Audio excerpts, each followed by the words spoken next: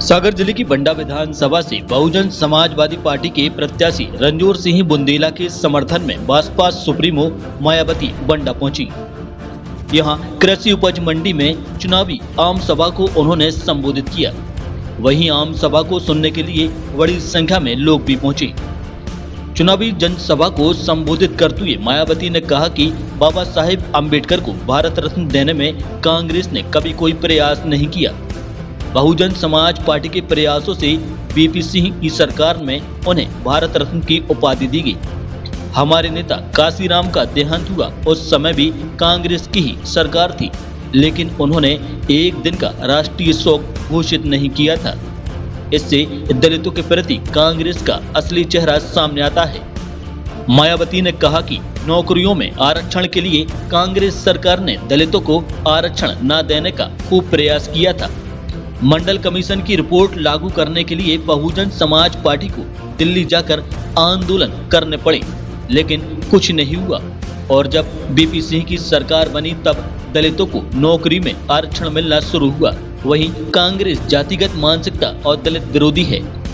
इसके साथ ही उन्होंने वंडा से बहुजन समाजवादी पार्टी के प्रत्याशी रणजोर सिंह बुंदेला के समर्थन में लोगों से मतदान करने की अपील भी की।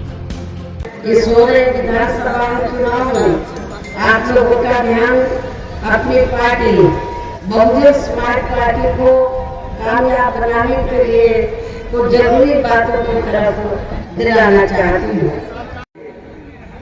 आजादी के बाद लंबे अरसे तक जिनकी सरकारों की नीतियों व कार्यशैली को अभी और ज्यादा आजमाने की जरूरत नहीं है।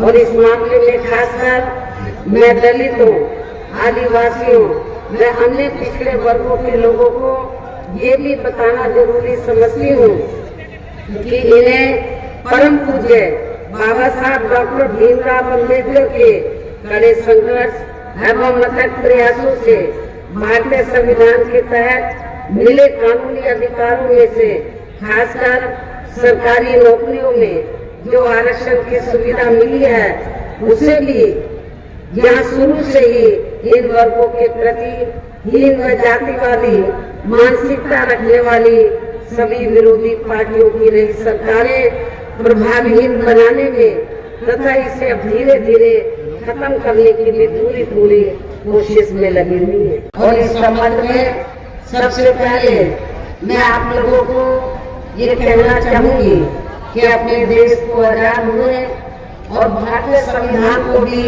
लागू हुए अब वर्षों बीत चुके हैं।